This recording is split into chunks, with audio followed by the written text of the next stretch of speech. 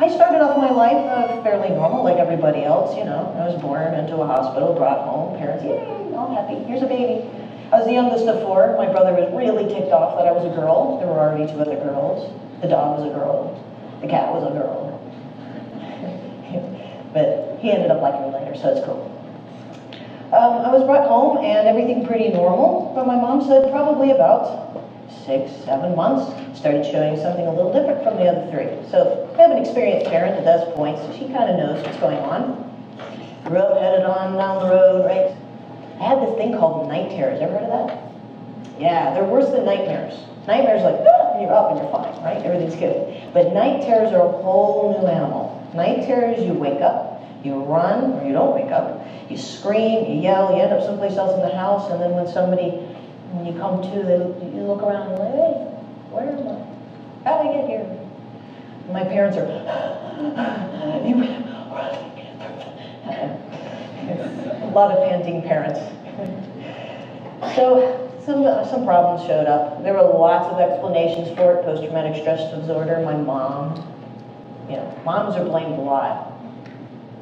Now, I'm going to tell you about two different people, okay? I'm going to tell you about Snamu, and I'm going to tell you about Phoenix. Ooh, new word, Snamu. Snamu is the words humans written backward, because I'm a backward human, right? Sorry, I'm Italian. The hand gestures just come with it. I don't think that's an autistic thing. I'm pretty sure it's Italian. So, and Snamu. Snamu is my logical side. Snamu is the person that understood everything, the person that broke everything down, the person that took apart my mom's blender. She liked that. That's sarcasm. Then there's the other side of me that I call the phoenix. That was the emotional side of me. And I thought of the phoenix because it would build up, build up, build up, and it would explode, right? We call those meltdowns. Yeah, that's just a cute name for intense terror and pain and whatever else you want to describe that as. So I had these two people going on, and my parents were just, you know, they had no clue what was going on. 3 other kids they had to compare this to, right? What's going on? Hey, what's happening? So I hit school. School was so lovely. So I hit school, and everything was good. I was a happy kid. Violin prodigy. Some people even called me really intelligent, which was kind of cool. I liked all these labels that made me feel good about myself, right? Because I felt like the most awkward being on the planet. And then I hit the 6th grade. You remember what happened to you in the 6th grade? Changed a little bit. Maybe got interested in the opposite sex, right? Just a little bit. Got into girly things or boy things, and that was not me. I had Transformers and Legos. Everybody else was playing with My Little Pony. Or strawberry shortcake. Oh, the nightmare. Strawberry shortcake dolls that smell. Who thought of this? God. So today, probably nobody would care because of the profound amounts of acts that some people put on. But, you know, I hated these dolls. So I had my Legos, and I didn't know who I wanted to be or what I wanted to do, and I got really confused. And so after all that happened, I hit high school. Remember high school? Yeah, see a different reaction now. I hear people going, yeah, I remember high school. And other people are like, yeah, I remember high school. You can definitely tell, as soon as you mention high school, what side of the social crowd you were on, right? My sister was a cheerleader, so it's like the entire yearbook's dedicated to her. I show up and they're like, Laura, who? Really? You don't know who I am? I was the one with the violin, played on TV. What? Okay, anyway. So, no one ever knew me. But I got to high school and I really struggled. You know, I was trying to do everything I could to fit in, but by the time 10th grade came around, I was out of there. I dropped out. Couldn't do it anymore. 1.9 GPA. Still had no idea what was going on with me. Then I got this other side of me, right? I got Snamu. During that same period of time where I was lost and all over the place, I won 2 state titles in violin. By the time I had been playing 4 years, I was the youngest seated player of the Rome Symphony Orchestra. I was principal second. I couldn't even drive myself to the rehearsals. I had to have someone take me. Yeah, that was fun. I even had this dance background. You see, when you're born, different, as we'll say different. My parents say weird. You know what they did with me? They put me on stage.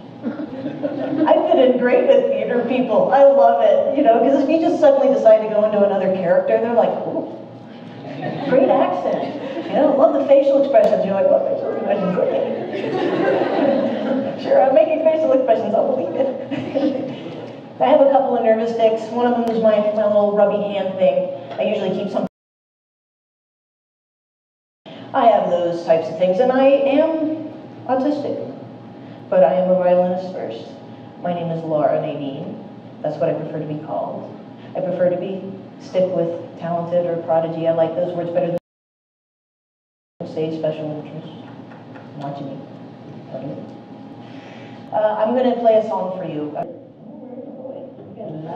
This song is about a girl who is so in love with music, she doesn't think she'll ever be able to love anybody else.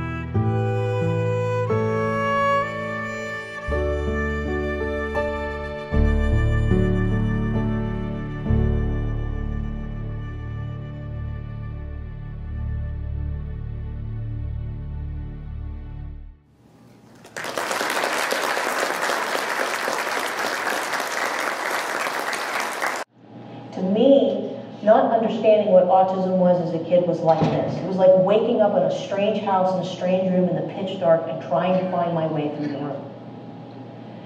But when the diagnosis came, way down at the age of 26, it was like somebody turned on the light. And I went, oh, I've been in here the whole time? Music was the only light in that room. It was that light that someone turned on. It was my way of speaking to the world. It was my way of expressing emotion. It was so easy for me to pick up. It just, like, there it is. Just grabbed it right out of the air. But you can see that if you're being kicked on one side of life, right? You're being beat up all the time. You don't want to share that. You want to keep it tucked somewhere in your pocket so that nobody can hurt it or touch it or ruin it or break it. Like a really, really cool toy. And I think people should be aware that there are a lot more of us out there that just need a little bit. We just need a little help. Let me give you an example. There are a lot of services, right, for people that maybe need a lot of help. They need money from day to day, or they need full care. And even though there may not be near enough, that's recognized. And then there's the rest of the world. Well, some of us live in this little tiny niche, in between needing full services and being normal. I call it being too able to be disabled, but too disabled to be able. I live in this little tiny crevice. Music has been my ability to be able to work. I make a living doing music, teaching music, writing, whatever. A little bit of help would have been nice. It would have been nice if I could have finished the college education, if people could recognize what I could do, and just take what I couldn't do and let that hum in the background. There's some things I'm just never going to be able to do. I have a buddy system. My buddy system is designed so that when I meet new people, I bring my two very socially equipped friends with me. And they help me avoid getting into trouble, meeting somebody that might hurt. You know? And as a female, that's really important. I need that system as well for living. I want you to take a moment to watch a video we're going to play for you. This is another homemade video. All of the people in it are autistic. Okay? You'll notice my son in there. Let me know. And I want you to look at this and remember what it is that you can do for somebody autistic in your life, or even not in your life, what you can reach out and do. Reach into the community and help these people find their talent, find their voice, so that they can reach out and give everyone a hug like I'm doing tonight.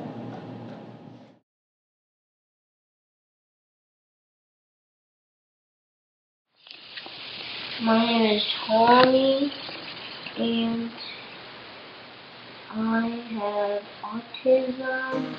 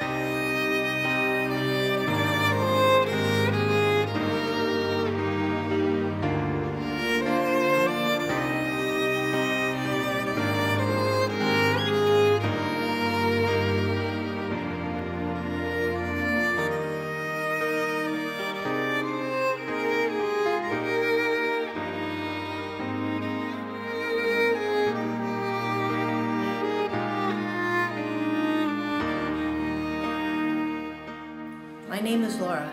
Tommy. And I have autism. My family and friends raised me up. And my mom raised me up so I could do art. Don't limit my future just because you can't understand me today. Don't limit my future just because you can't understand me today.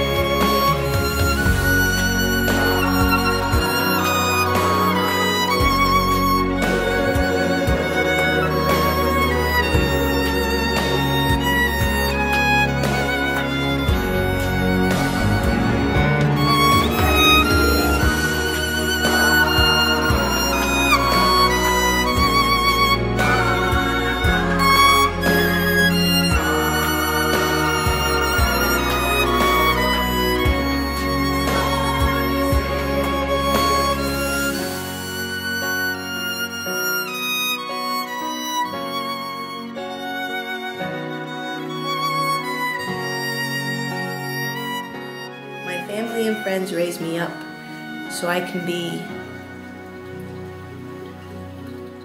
me.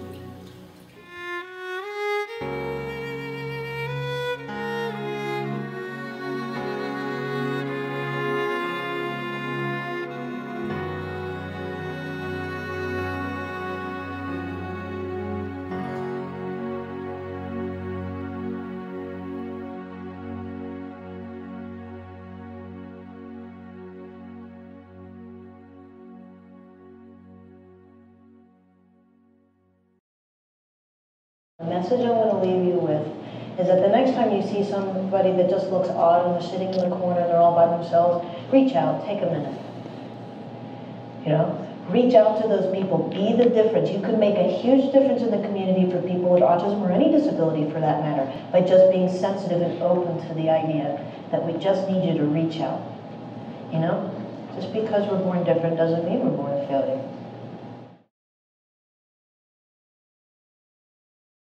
I'm a teacher educator and I have a lot of future teachers in the room here. What advice would you give to these teachers? Well, there we go. I was actually the first autistic student at Agnes Scott College, and I helped them set up a program. So we've been working really hard on getting a college program. And just actually what you need to know is I went to college 15 years after I graduated high school. So I was recently in school. So I know what all you are going to, students. The biggest thing with the biggest thing with teachers that I found problematic is that they just weren't flexible. They just had all these bizarre rules. Like we weren't allowed to wear hats in school, and I guess I can understand to a certain extent. But a hat for me and that stupid lighting that they put in schools meant I was going to pay attention. I like being able to go in a room and select my seat so I can find the one with the least noise. I mean, right now, I hear this light buzzing, there's some kind of fan over there. I can hear people when they whisper, there's a clicking noise somewhere over here. I mean, I hear this all the time and I can't filter it out. So in a classroom, if I can find that quiet spot, then I can focus more on you. Note takers, oh, I love note takers.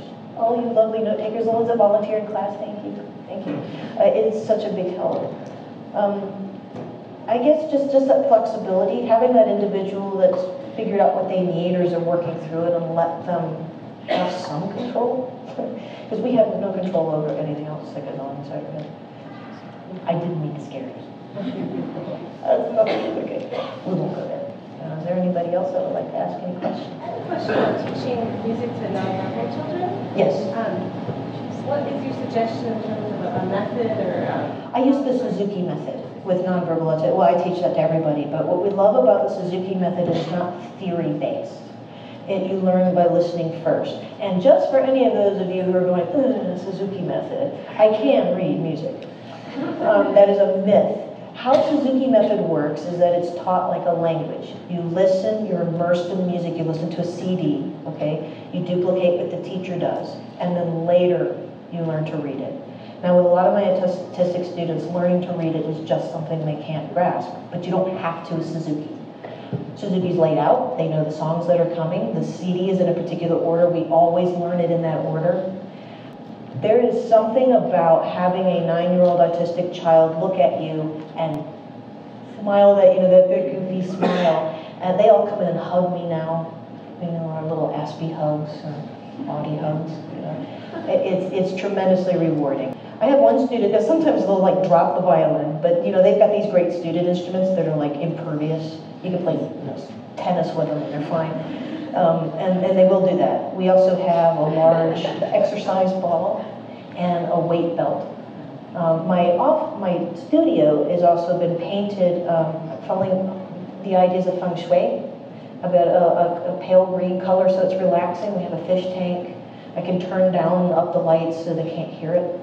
So it's very sensitive to sensory overload, and that I think all helps. But yeah, the violin, they all do it. They play the same songs as the other children, and we just actually had 2 of the kids perform with the neurotypical kids at a recital. So it works. It works.